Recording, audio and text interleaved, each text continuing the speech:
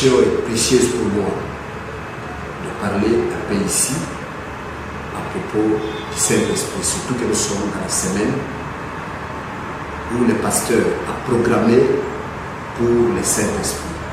Je pense que c'est l'une de merveilleuse semaine pour moi qu'on parle du Saint-Esprit, que le pasteur programme pour le Saint-Esprit. Parce que on peut tout avoir sur cette vie. Mais quand on manque le Saint-Esprit, on a manqué ce qu'on ne pouvait pas manquer. Manquez le mariage, ne manquez pas le ciel.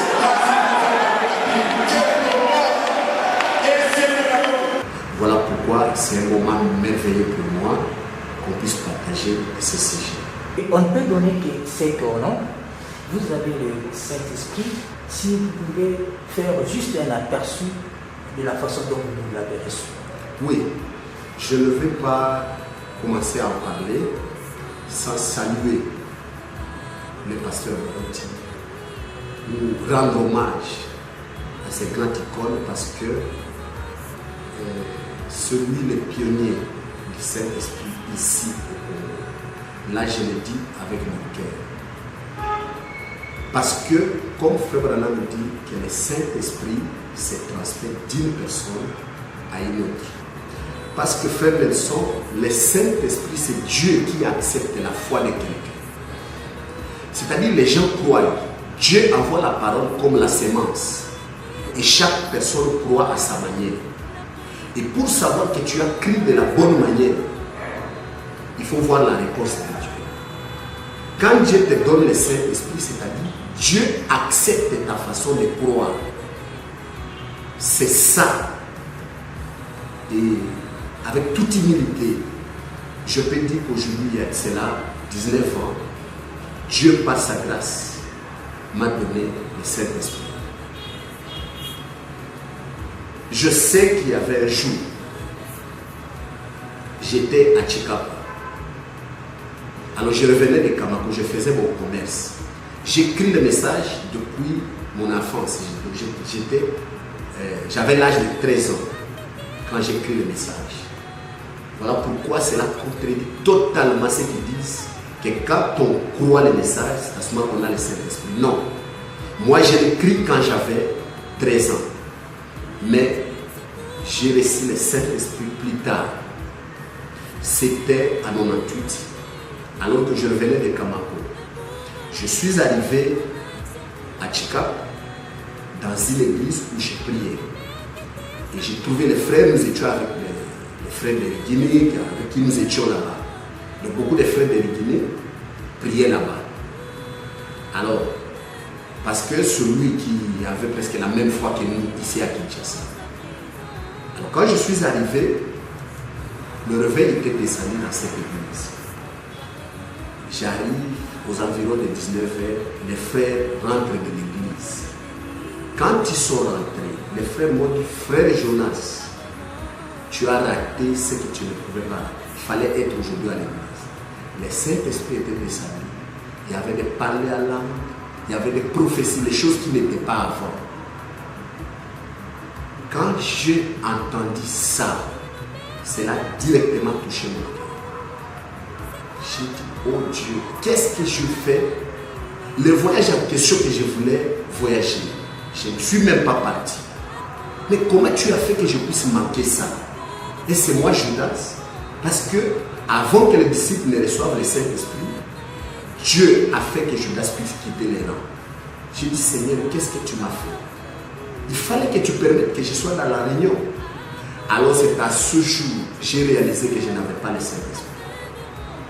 Frère, ce qui s'était déclenché dans mon cœur, c'était autre chose. Il n'y avait rien qui était important pour moi. C'était très difficile pour moi. Et là, je me suis abandonné à Dieu. J'ai dit, Seigneur, tu connais mon cœur. Tu connais ce que je suis réellement. Et à partir de ces moments, les voyages même que je voulais voyager, j'ai arrêté. Je me suis posé des questions. J'ai dit, bon, je peux voyager, aller acheter la marchandise, aller revendre et gagner l'argent pendant que je n'ai pas le Saint-Esprit. Quelle en est l'importance? ni l'argent, ni l'or, ni la popularité, ni quoi que ce soit n'était plus important pour nous. La Bible dit chercher l'Éternel pendant qu'il se trouve. Invoquez-le tandis qu'il est prêt. C'est-à-dire quand tu cherches une chose et que cette chose relève pour toi une importance capitale, tu ne vas pas t'arrêter parce que tu l'as cherché 2 jours, parce que tu l'as cherché 1 semaine, parce que tu l'as cherché 1 mois. Si c'est tout ce qui importe pour ta vie, tu vas le chercher même pendant 1 année, même pendant 10 ans, jusqu'à ce que tu reçoives ce que tu as besoin. Et Frère Branham me dit, j'ai compris ça plus tard, parce que ce qui s'était levé dans mon cœur, c'était le Saint-Esprit ou rien. Et même l'argent que j'avais, on commençait à manger avec les frères jusqu'à ce que cet argent était presque terminé. Je me suis dit que même si j'ai gagné des milliers de dollars sans le Saint-Esprit, après, l'argent n'était plus important pour moi. Et j'ai crié, je jeûnais, j'ai prié, jusqu'à ce qu'un jour, je pense 1 mois et demi après, ma famille m'a traité d'un fou. Ils ont dit qu'ils ne travaillent plus simplement pour leur église. J'étais en quête de quelque chose. Et si tu sens ce désir se lever dans ton cœur, c'est que cela va rencontrer une solution quelque part. Comme Frère Branham dit, on ne peut pas avoir besoin de l'eau s'il n'y a pas une eau quelque part qui peut étacher cette soif. Alors frère, toi qui me suis, si tu sens le désir ardent du Saint-Esprit, sache qu'il y a un Saint-Esprit quelque part. Il y a un Dieu quelque part qui peut répondre à ça. Je suis témoin de ce que je suis en train de dire ici. Alors, je pense 1 mois et demi après, je parle avec mon cœur. Une voix claire m'a parlé personnellement. Un dimanche matin, alors on s'est préparé pour aller à l'église. Une voix m'a parlé. Jonas, aujourd'hui, je vais te consoler. Et nous avons continué. Après, je me suis habillé, nous sommes descendus vers l'église. C'était à Chicago. Frère, j'ai vécu une expérience que je ne sais pas expliquer jusqu'aujourd'hui. Quand je descendais, il y avait un bambou. Quand je suis arrivé sous ce bambou, c'est comme quelqu'un qui me disait que regarde ce que tu es. Et je comprenais réellement ce que j'étais à descendre. Je suis descendu jusqu'à l'église. Quand je suis arrivé à l'église, le culte a commencé, un petit cœur de commencement. Ce n'était même pas, on ne battait pas des tambourets et tout, c'était un tout petit cœur de commencement. J'ai senti une force descendre sur moi. C'était comme la pluie, descendrait depuis le cheveu et ça filtrait tout à mon intérieur. C'était une force qui était plus que moi. Je ne pouvais pas résister à cette force-là. Et je suis tombé par terre. Cela m'a emballé. C'était une force que je ne sais pas expliquer. Jusqu'à ce qu'on m'a ramassé, on m'a mené, on m'a mis dans le lit. Et quand je suis rentré à la maison, je suis entré dans la chambre, moi qui priais normalement tout le temps, en levant simplement les mains pour prier Dieu. Dans quelques minutes, je ne savais pas ce que je parlais. J'ai commencé à parler d'autres choses. Donc c'était une onction permanente. Et c'est comme ça que les choses sont parties. Et à partir de ce jour, j'ai vécu des choses. Je ne sais pas si tu me permets que je puisse vous dire certaines petites choses, certaines petites choses que j'ai vécues après, juste après l'opération du Saint-Esprit. J'avais un frère avec qui nous étions tellement proches, il s'appelait le frère Gilles. Le frère avait vraiment une très longue chevelure. Il n'y avait pas d'argent pour aller au salon pour se faire coiffer. Alors quand j'ai regardé le frère, j'ai dit au frère, j'ai dit, frère, est-ce que tu crois que moi je vais te coiffer? Alors que moi je n'ai jamais été coiffé. Le frère a dit, je crois frère. J'ai dit, frère, approche. Je suis allé, le peu d'argent que j'avais, j'ai acheté des gilettes. Je lui ai posé les mains. J'ai dit, Seigneur, tu es l'homme le plus apte de tous les hommes. Prends mes mains. Coiffe ce frère au nom du Seigneur Jésus. Amen. J'ai coiffé les frères. Après lui avoir coiffé, les gens ont crié. Ils ont dit ça, ce n'est pas toi. Alors que je n'ai jamais été coiffeur. Donc j'étais devenu coiffeur à ce moment. Et après, je n'ai jamais coiffé. Je vis Dieu. Alors que j'avais faim, il y avait une mangue dans un manguier. Et le manguier était tout petit, c'était très long. Alors que moi, j'étais tellement affamé. Et j'ai pris des pierres pour commencer à lancer pour que la mangue puisse tomber. J'avais à mes côtés un frère, il s'appelle le frère Daniel. Et j'ai lancé des pierres, les pierres s'arrêtaient quelque part parce que le manguier était très long. Alors en regardant la mangue est puissante, alors que la famine me faisait là, et quelque chose me venait à l'esprit. J'ai dit, si Dieu est Dieu, il est le Dieu des miracles. J'ai regardé la mangue, j'ai dit, mangue, j'ai besoin de grâce sur la terre. Donc quand la pensée est venue à moi comme ça, une onction était descendue sur moi. Alors j'ai regardé la mangue, j'ai dit, mangue, j'ai besoin de grâce sur la terre. Et la mangue était tombée. On a eu peur de ramasser cette mangue. Et j'ai vécu des histoires comme ça, alors nombreuses.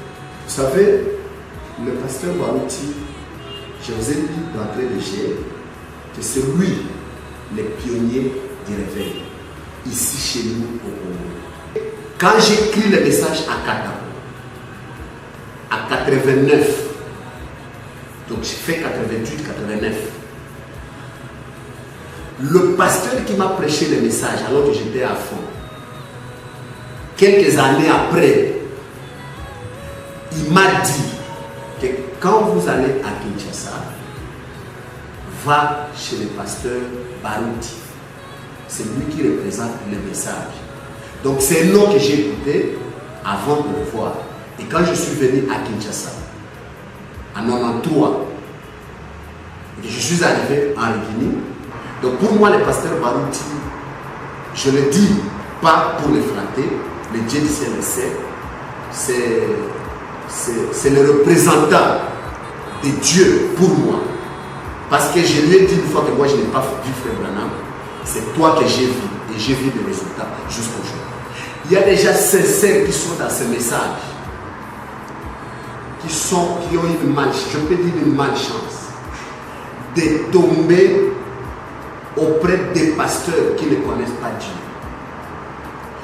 Parce que nous avons eu au moins la chance d'être à côté de quelqu'un qui connaît Dieu, qui peut te prendre par la main et aller avec toi jusque dans la porte de Dieu et te montrer qu'il dort ici et te laisser toi-même toquer cette porte et Dieu t'ouvrir pour que tu parles avec lui. Je ne peux pas regretter d'être à côté d'une telle personne. Vous êtes prédicateur, en même temps homme d'affaires. Beaucoup des hommes d'affaires ne tiennent pas compte de ce droit de Saint-Esprit. Au fait, Frère Branham dit, le Saint-Esprit est une portion qui satisfait pleinement. Le Saint-Esprit, c'est la chose qui remplace l'argent, qui remplace la popularité, qui remplace le reste des choses. Frère, tu peux avoir l'argent aujourd'hui. Tu peux t'envoler avec ton argent. Mais cela va te rejoindre un jour. Tu sais, tel que nous sommes ici, ce n'est pas dit qu'on a beaucoup d'argent. Mais par la grâce de Dieu, on peut avoir la facilité de voyager, d'aller en Europe et faire ce qu'on peut faire. Moi, quand j'y vais, mon épouse dort sur son oreille. Pourquoi? Parce qu'il y a quelqu'un qui est passé sur le chemin et qui a fait quelque chose. Comme mon pasteur l'a toujours dit, qui n'a jamais trompé son épouse, même pas une seule fois. Nous sommes sur cette lancée. Vous avez le Saint-Esprit. C'est parce que Dieu, par sa grâce, nous a donné le Saint-Esprit.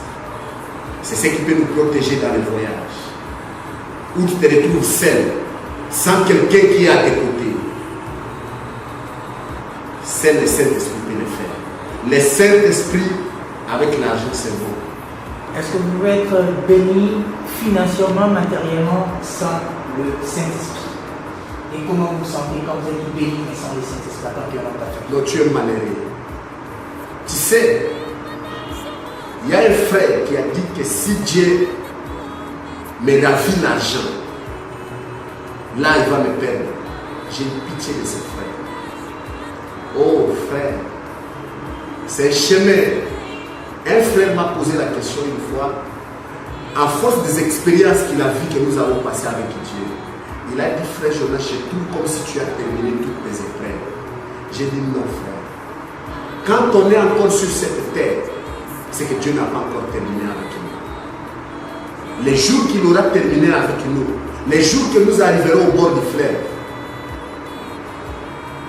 où nous allons fermer notre Bible pour la dernière fois, où nous allons remettre notre épée dans le fourreau, ce jour-là nous crierons, comme Frère Nam le dit, Père, envoie-moi les bateaux de sauvetage, je vais rentrer à la maison. Frère Nam me dit, ce jour-là, ces vieilles bateaux de sauvetage viendront me chercher.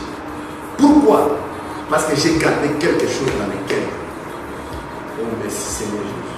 Frère Jonas, demain c'est déjà l'imposition des mains pour le baptême du Saint-Esprit. Vous êtes sélectionné parmi les gens qui vont imposer les mains. Est-ce que vous croyez que les gens vont recevoir réellement le Saint-Esprit dans la frère? Moi je crois que le pasteur Barout, c'est l'homme connu par Dieu. Il ne peut pas sélectionner quelqu'un sur qui il ne voit rien.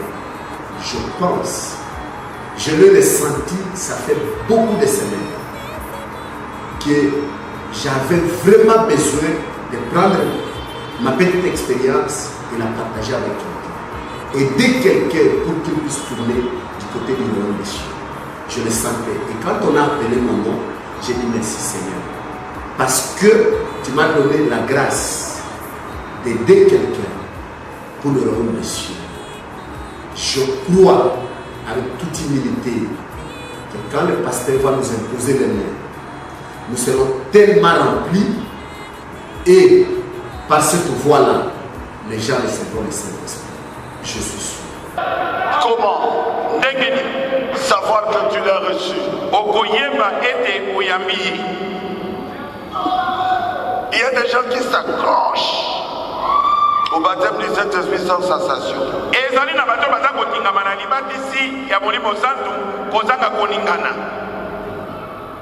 Tel que Frère Madame l'a prêché, dans Monsieur, quelle heure est-il?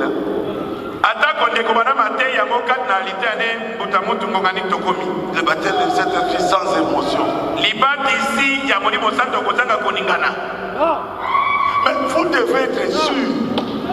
Parce que le Saint-Esprit, si vous ne l'avez pas, vous n'irez pas au ciel.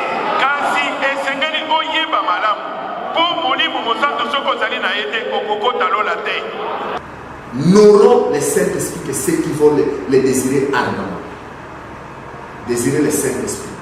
Si vous le désirez et que Dieu ne vous le donne pas, il n'est pas Dieu. Frère Branham dit, montrez-moi quelqu'un qui a crié Dieu sur parole et qui a reçu le baptême au nom du Seigneur Jésus, que Dieu a refusé de donner le Saint-Esprit. Si vous me montrez une personne comme ça, appelez-moi un faux prophète. J'emboîte les pas du frère Branham. Montrez-moi quelqu'un qui va désirer le Saint-Esprit, qui se fera baptiser au nom du Seigneur Jésus et qui va regretter de ses péchés, qui va les confesser, que Dieu va refuser de donner le Saint-Esprit. Nous avons témoigné la chose qu'on ne connaît pas. Mais à ce que je sache, nous avons témoigné sur ce qu'on connaît. Parce qu'il a dit, vous serez mes témoins depuis Jérusalem, Galilée, Samarie, c'est jusqu'à Kinshasa. Que le Seigneur Dieu vous bénisse. J'avais parlé de la colonne de feu.